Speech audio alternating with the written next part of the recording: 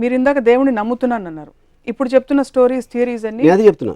నేను దేవుడిని నమ్ముతున్నాను ఎప్పుడు చెప్పాను, ఒక సృష్టి క్రియేట్ చేసింది ఒక ఆస్పెక్ట్, కానీ ఆ సృష్టికి మనం బతుకున్న దానికి సంబంధం లేదు. అందుకని నేను బాలాజీ గుడికి వెళ్ళి కొబ్బరికాయ కొడితే నాకు వస్తుందని నేను నమ్మను. ఇప్పుడు అర్థమైంది. మీరు బ్రహ్మని నమ్ముతారు కానీ విష్ణువుని, శివుడిని నమ్మరు. ఎందుకంటే బ్రహ్మ సృష్టికర్త, ఓకే, బ్రహ్మ అని పేరు పెడితే ఓకే. యా, విష్ణువుని, శివుడిని నమ్మరు. అంటే ఒక ప్రిజర్వర్, ఒక డిస్ట్రాయర్ లాంటి ఒక రెండు మైథలాజికల్ క్యారెక్టర్స్. ఇప్పుడు అదే మీ మైథలాజికల్ క్యారెక్టర్స్ అనేది కరెక్ట్ వర్డ్. అది ఎలిమెంట్స్. ఇప్పుడు నాకు స్వామి అయ్యప్ప ఉంది. ఇప్పుడు విష్ణువు ఒక దేవత రూపంలో వెళ్ళి వాళ్ళు ఆ మర్దన చేస్తూ ఉంటే తనని చూసి మోజుపడి శివుడు had sex with that. That is Ayyappa story what I heard, you know. So అంతకన్నా రిడిక్యులస్ ఎలిమెంట్ అని దాన్ని చూసి, అంటే ఇప్పుడు మీరు ఏదైనా చూడండి దేవుళ్ళ స్టోరీస్, మీరు డీప్గా వెళ్తే మీరు అసలు ఆశ్చర్యం వేసేస్తుంది. అసలు అలాంటి అంటే వాళ్ళకి తెలుసా తెలియనా అది ఇగ్నోర్ చేస్తారా. ఇప్పుడు బాలాజీ స్టోరీ ఉంది.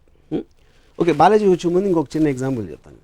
నేను ఒక ట్విట్టర్లో ఒక ట్వీట్ పెట్టాను గణపతి టైంలో.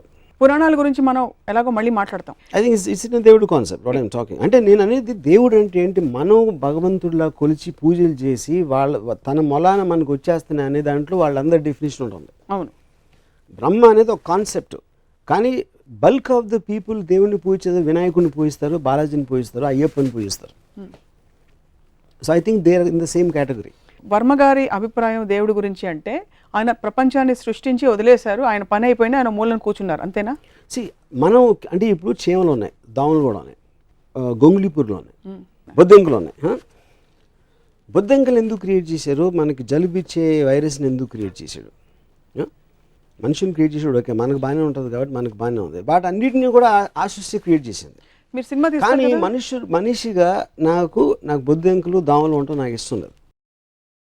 కానీ సృష్టి క్రియేట్, ఎందుకంటే నాతో సంబంధం లేకుండా తన ఇష్టం వచ్చినట్టు రకరకాల జీవరాశిని సృష్టించి పడేసాడు దేవుడు.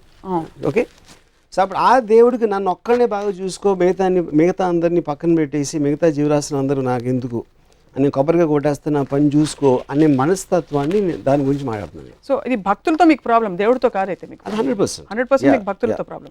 రెండోది, మీరు జీవరాశులు ఎందుకు జలుబిచ్చే వైరస్ని క్రియేట్ చేస్తారంటే మీరు సినిమా తీస్తారు, కేవలం ఒక పోలీస్ని పెడితే సైకో మీరు సినిమా తీయచ్చు, మీరు సీరియల్ కిల్లర్ మీరు సినిమా తీయచ్చు. పోలీసులకు పని ఇవ్వాలంటే సీరియల్ కిల్లర్స్ ఉండాలి. కరెక్ట్. అలా మీకు పని పెట్టాలంటే, మనకు పని పెట్టాలంటే దేవుడు అన్ని రకాల జీవరాశుల్ని పెట్టి ఒక it's a play of various characters. You are speaking for him. What his intention is I don't know. You are putting words into God's mouth. Yeah. So, but it again still my answer stands for it. Whatever his intention is, he created. ఏది స్పెషల్గా చూడాల్సింది దాని అవసరం దానికి లేదు, at least ఆ ఉద్దేశం లేదని చాలా క్లియర్గా తెలిసిపోతుంది. లేదంటారా? 100%. ఎందుకంటే ఇప్పుడు ఒక సునామీ వస్తుందండి, అది ఏమి విచక్షణ లేకుండా మొత్తం అన్ని రిలీజియన్ ఆడవాళ్ళని పిల్లల్ని అందరినీ చంపకుండా పోయింది. 2006లో 2.5 lakh పీపుల్ చచ్చిపోయారు.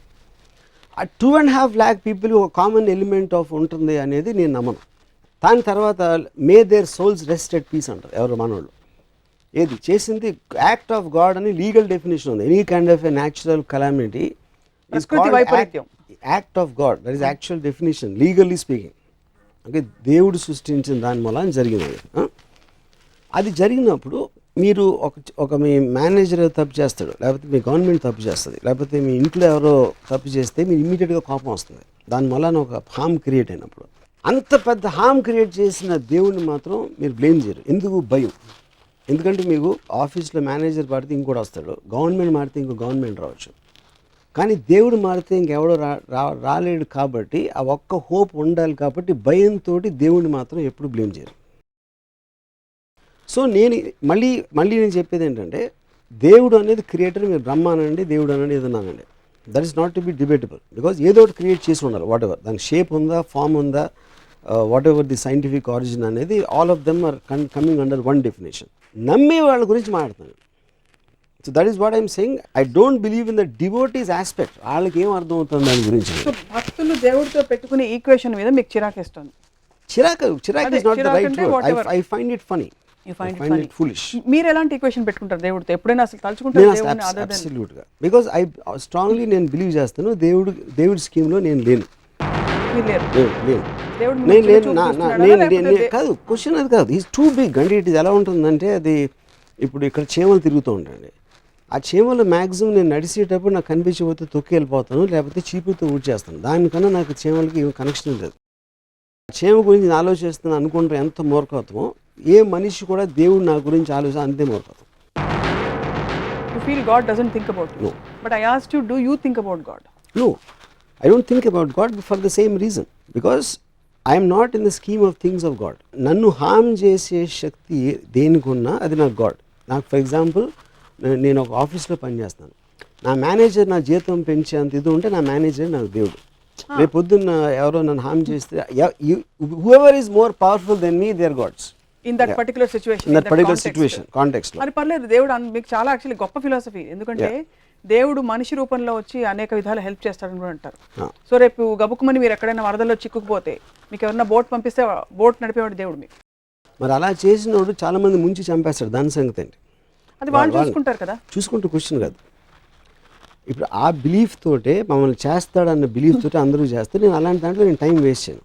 నా కెపాసిటీలో నేను చేయగలిగితే చేస్తాను, కానీ ఎవడో వచ్చేదో చేస్తాడు అనేది నేను నమ్మను. అది నేను చెప్పేది. చాలామంది చాలా బలమైన వారి వారి అనుభవాలని పబ్లిక్గా చాలాసార్లు చెప్పారు, పుస్తకాలు రాశారు. దట్ నాకు దేవుడు కనిపించాడు, నేను ఇలా కోరుకుంటే ఇలా అయింది నాకు, లేకపోతే నేను ఇలాగా 7 వారాలు ఉపవాసం ఉన్న తర్వాత దేవుడు నాకు ఇలా మార్పు వచ్చింది. వాటన్నిటిని ఎలా ఎక్స్ప్లెయిన్? ఇప్పుడు మా కజిన్ ఒకడు నాకు చెప్పాడు, నేను రామ అంతకుముందు నేను నమ్మేవాడిని కాదు. ఒకరోజు నేను సముద్రంలో ఈత కొడుతూ ఉంటే ఆల్మోస్ట్ చచ్చిపోయాడిని. లోపల కరెంట్ లాక్కి వెళ్ళిపోతుంది. మళ్ళీ సడన్గా ఏదో మిరేకిల్ జరిగి నేను బయటకు వచ్చేసాను. అప్పటి నుంచి భక్తుడిని అయిపోయాను అన్నాడు. అప్పుడు నేను అడిగితే ఏమన్నానంటే, అప్పుడు వాళ్ళు నోటి దగ్గర కూడి చెడగొట్టినందుకు చేపలని నాస్తికులు అయిపోవచ్చా అన్న. ఎందుకంటే నువ్వు చచ్చిపోయింటే ఆ చేపలు నేను తినేసి, చేపలు కూడా జీవులే, అవి కూడా భగవంతుడే సృష్టించాడు. అలాంటప్పుడు నువ్వు నోటి దగ్గర కూడి తీసేసినట్టే కదా దేవుడు నేను బతికేచ్చి. సో నీకు పార్షియాలిటీ చూపించి వాళ్ళకి అన్యాయం చేసినందుకు ఆ చేపలని నాస్తికులు అయితే కరెక్టా అన్న. సో పాయింట్ అనేది, ఏది జరిగినా someone will benefit, someone won't benefit. మీరు తిరుపతికి వెళ్ళి నాకు ₹1,00,000 డబ్బులు కావాలి మీరు చేసేని కొబ్బరికాయ కొడితే ఆ ₹1,00,000 ఎవరు జేబు నుంచి వస్తాయి, పుట్టిరావు. అది మళ్ళీ క్రియేట్ చేయరు ఎవరు. సో ఒకటి లాభం ఇంకోటి నష్టం అవుతుంది, ఇంకోటి లాభం ఇంకోటి నష్టం అవుతుంది. So that is the order of nature and balance. బాగుంది, అంతవరకు ఓకే, కన్విన్స్డ్. ఎవరికి లాభం ఎవరికి నష్టం అనే అంశాన్ని వాట్ గవర్న్స్ ఇట్ మీ దృష్టిలో? ఆర్డర్ అనే నష్టం అనేది మనం సెల్ఫ్ క్రియేటెడ్ దాంట్లో చేసాం. మనుషులు ఒక పర్టికులర్ టైంలో యానిమల్స్, దాని నుంచి ఒక ఫేజ్లో ఒక సోషల్ యాంప్లెక్స్, చీమల నుంచి మనం complex and more advance form అవ్వచ్చు. ఒక సోషల్ ఆస్పెక్ట్లో రూల్స్ రెగ్యులేషన్స్ పెట్టుకుని సోషల్ వాల్యూస్, రిలీజన్ ఇలాంటి ఆస్పెక్ట్స్ తోటి మనం నిర్ణయిస్తాం మంచి చెడు, కష్టం నష్టం అనే అదే complexity of society. That is not directly related to God. ఎందుకంటే జంతు జాతిలో బలంతో చంపుతాయి, దానికన్నా కాంప్లెక్స్ ఉండదు. కానీ ఇక్కడ మనకి వేరియస్ లాస్, కానీ లాస్ అంటే లీగల్ అంటలేదు, మనకు స్టిపులేషన్స్ ఉంటాయి, మనకు ఉన్న సోషల్ ప్రోగ్రామింగ్ ఉంటుంది, వాటన్నిటి మూలాల్లోంచి మన ఆ ఆస్పెక్ట్ వస్తుంది. కానీ that is not directly related. ఆ సొసైటీ మనం ఫామ్ చేసాం కాబట్టి ఇప్పుడు ఇంత అడ్వాన్స్ అయ్యాం. But I don't think that is related to God. It's not related to God at all. అంటే నేను మళ్ళీ అంటే అదే, ఇప్పుడు యానిమల్స్లో ప్యాక్ యానిమల్స్ ఉంటాయి. ఒక యానిమల్ ఏమో దానంత అదే నడుస్తుంది, లోన్ యానిమల్స్. చీమలకు ఒక సొసైటీ ఉంటుంది, అలాగే తేనెటీగలకు ఉండొచ్చు, అలాగే మనుషులకు ఉండొచ్చు. రిలేటివ్గా మనుషులు చాలా అడ్వాన్స్ ఫామ్. కానీ అలాంటి ఎగ్జాంపుల్స్ అనేవి చాలా ఉన్నాయి, సోషల్ ఫార్మేషన్స్ ఆఫ్ క్రీచర్స్. ఆ ఆస్పెక్ట్లు చెప్తున్నాను. మళ్ళీ ఐల్ గో బ్యాక్. నాకు ఇంకా అర్థం కాలేదు ఒకటి, ఎవరికి న్యాయం జరగాలి ఎవరికి జరగకూడదు అనేది డిసైడ్ చేసేది న్యాయం అన్యాయం అనేది. దాని గురించి నేను చెప్పేది న్యాయం అన్యాయం అనేది. నేను ఎక్కడో కొట్టుకుపోతున్నాను, నేను చచ్చిపోతే చేపలకు తిండి అవుతుంది. ఇప్పుడు పులి జింక వెనకాల పరిగెడుతుంది, జింకను పట్టుకోగలిగితే తినేస్తుంది.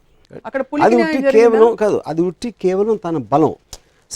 బలవంతుడు బలహీనుని చంపుతాడు అనేది natural order and Darwin's philosophy. The strong against the week, that's the whole point. ఎందుకు అలా చూస్తే మరి చాలా కెలామిటీస్ లో మనుషులు కూడా పోతున్నారు కదా.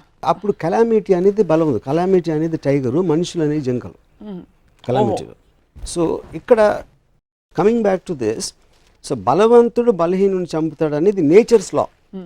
దాన్ని సోషల్గా మనం రివర్స్ చేసి రూల్స్ రెగ్యులేషన్స్ పెట్టుకున్నాం. దాన్ని గవర్న్ చేయడానికి వి క్రియేటెడ్ ఎ గాడ్. ఆ దేవుడిని క్రియేట్ చేసి దేవుడు ఇలా చేస్తే శిక్షిస్తాడు. ఇప్పుడు ఎందుకంటే మనుషులు శిక్షించట్లేదు, ఐ మీన్ తప్పులు చేసిన మనుషులు, పాపాలు చేసిన మనుషులు కూడా మనకన్నా బెటర్గా ఉన్నారు అని మనం చూస్తూ ఉంటాం ఎప్పుడు. అప్పుడు ఏమంటారు, వాళ్ళు ఏం చేయలేరు కాబట్టి పైకి వెళ్ళాక దేవుడు శిక్షిస్తాడు. నువ్వు మంచి చేస్తే స్వర్గానికి వెళ్తావు, తప్పు చేస్తే నరకానికి వెళ్తావు అనేది కాన్సెప్ట్.